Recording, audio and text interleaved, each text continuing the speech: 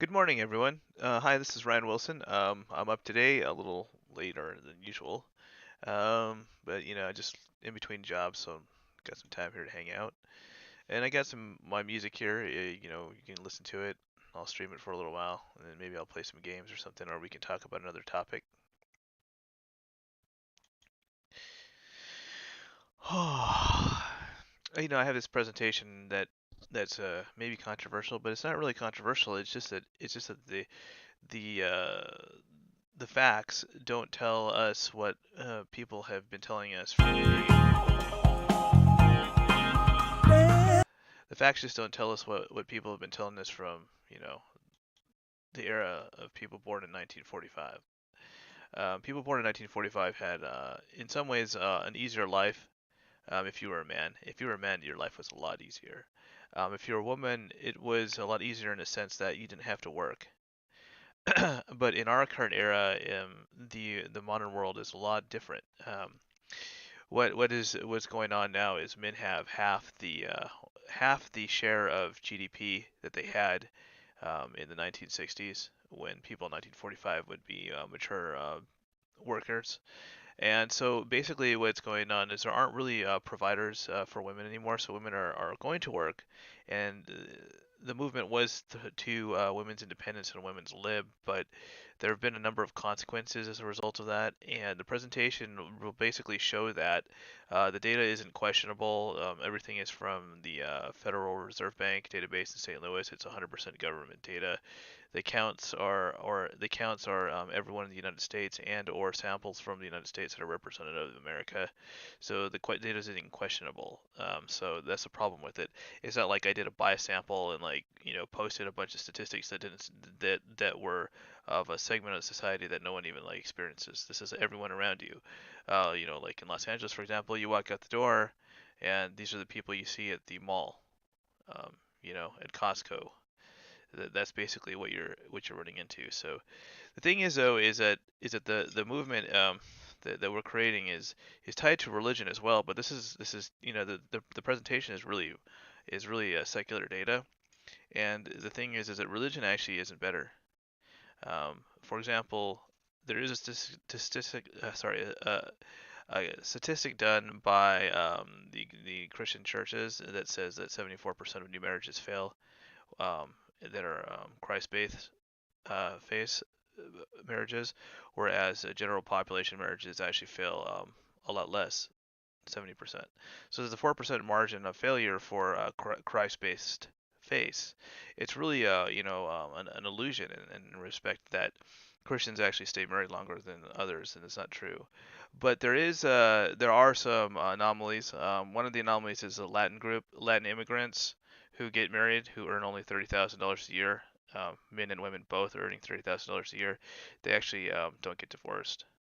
So it's more likely tied to a Catholic view, which is a Christ-based faith, but it's more specifically a love culture is what I'm trying to get at.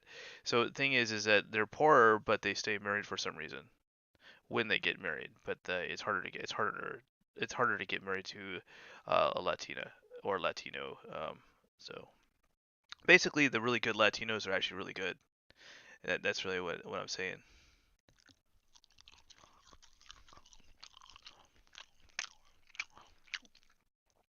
Which is counter to stereotypes.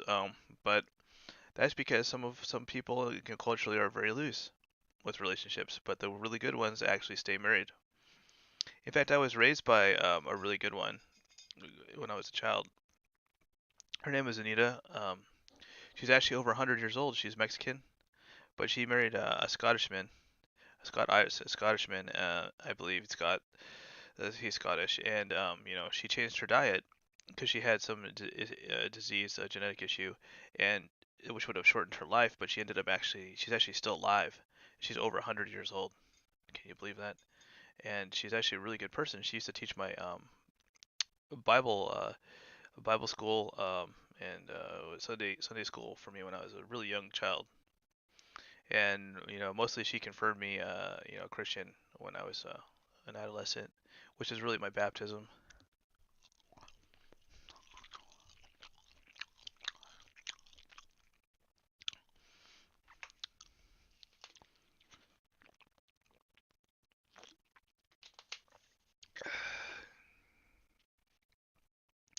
But besides that, the general population, is kind of out there, so we can look at it.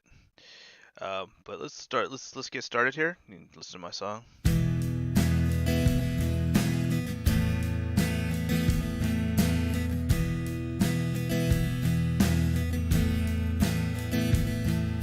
Spring is like morning and summer like rain. Fall is like yearning and snow is like pain. Pills are my freedom, freedom to choose a new destiny, known only by you.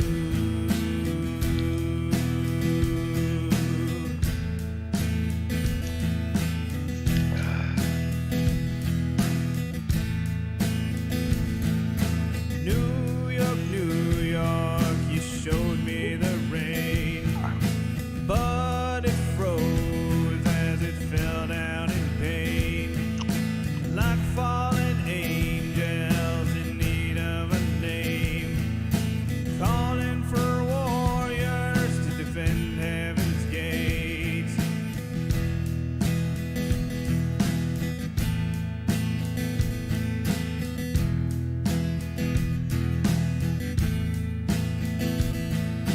Lord, give me my hometown with prairie white snow. I'll take my shovel and dig out my hole. Love was an angel I thought was your son, a son of an angel in love with a gun. Death is like freedom, a new life with God, free from the pain of an old love long gone.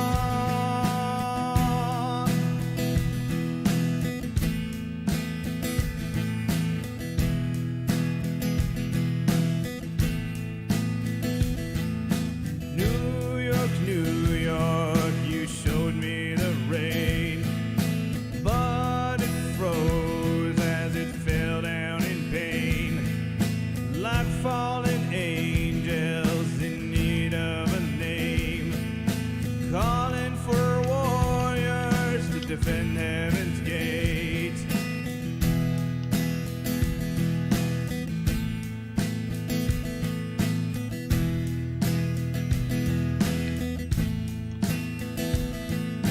Rockin' the horse and rockin' Skid Row, you showed me hard knocks, kicking in snow, cash and black sapphire laced on my neck, praying and crying for 700 checks, rocking the horse and rocking Skid Row, with more money than a cowpole.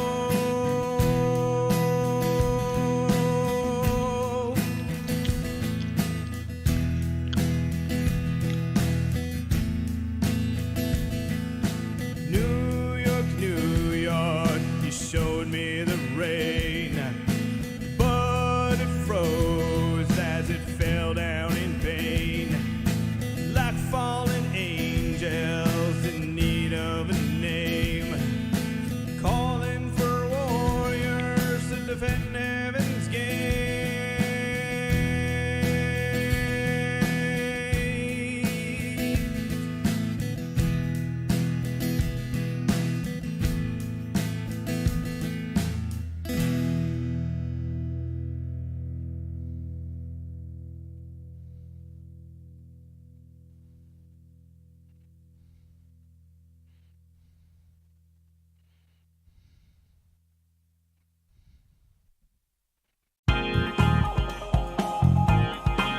Damn, baby. Woo! So fine. Woo! So fine, baby. Damn, so fine. So fine. So fine, baby. So fine. That's right. So fine. So fine, baby. So fine. But I think when I see it, I'm like, yeah, You're so fine. I I see you dancing down the line. Shake your swagger, swing your hips. Kiss me, baby, show me your love through your hips. Spicy hot, like Kennedy. Your lovely legs make me flip. Skin tight and smooth silk. Your skin glows like baby, baby, you're so fine. I see you dancing down the line. Woo, so fine. Woo, so fine, baby. Damn, so fine, so fine, baby, so fine.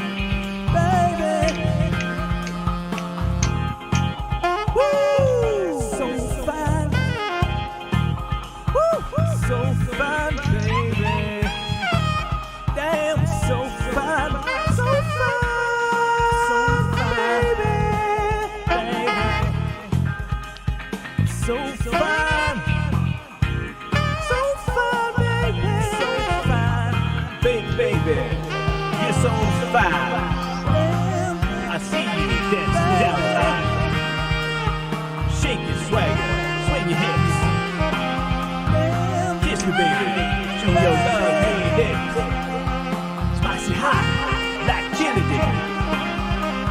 Your lovely legs make me flip.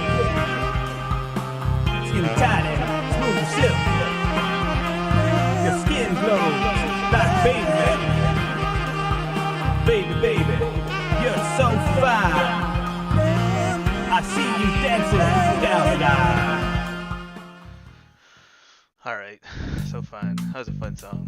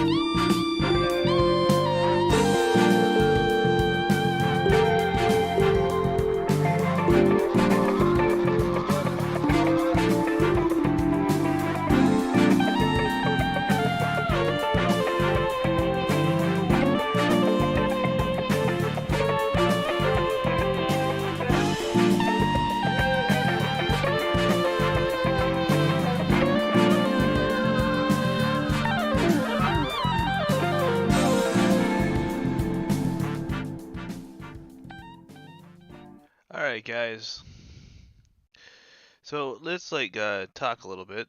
I'll just pull up the presentation. It's not really that long. It just has a lot of charts, and the charts are a little confusing, so I have to explain them because I use some ratios that actually put the time series well, for some of you who don't know what time series is, that's really like a graduate term, graduate statistics term, graduate degree term. PhDs use it. So basically, time series is a series of data points that you put on a chart across a period of time. So it shows us how things change over time. For example, like you guys all know what sales revenues are, right? You would plot sales revenues across the concept of time. So it's not really any different. It's just that we're plotting a different statistic. For example, like the number of married women in the workplace across time, things like that. So I think you can understand those basics. So let's see. Let's see if I can just pull this up, swap it out. That's not the right one.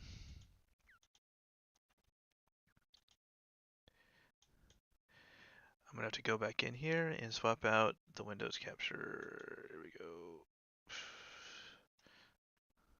Wrong one.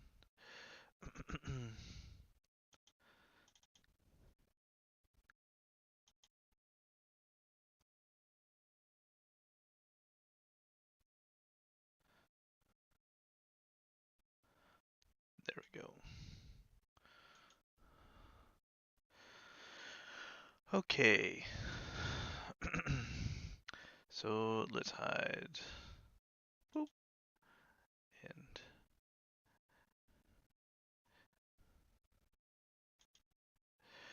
so here we go. Welcome to the Crazy Aces Talk Show. Our topic today is going to be the effect of women's lib on the economy. I know it's kind of humorous. It's supposed to be a little light, but you girls are supposed to understand, and guys are supposed to understand the pros and cons of women's lib. Okay, women's lib is fun. And one of the things is that one of the reasons people wanted women's lib is because it's really fun, and it's like one of the most fun things to have women be free because you can kind of like do these things. There's lots of internet women to date. Hey, I got girls all day. I can just like go out and get a date, right? There are loose morals in dating, so you know what that means. You know what that means. And dates are basically free because women have jobs, right? Like you'd think that's like a big positive, like you just have, lots of dates, loose morals in dating. I mean, like, you get what you wanted in the date, and then you get free dates because you don't really have to pay much because the women have jobs. So the thing is that's the pros, and that's what everyone like kind of like gave into, and that's what women's lib is, and it's really kind of tied to a liberal lifestyle. And a lot of my friends are really ultra liberals, but the thing is they're married too, so it doesn't make sense, does it? And even liberals like want to be single. So thing is that we go into cons, and the cons of women's lib have been what? A bad future economy. Now we'll discuss that later. Drastically lower births in the United States and the world in general. Angry men, mass shooters, and depressed women. You know what that is. So women are killing themselves and stuff. And they're the result of inter-male aggression anomalies and manic depressive disorders from prolactin volatility, according to Forbes. And they're referencing a medical study on it. So essentially, these are the effects that women's lib has had on our world. Okay, but more specifically, it leads to a bad future economy. So we'll get back to that now. Okay, so the economy really is structured around what? People working and being productive, employees. So if we don't have people working, we don't have an economy.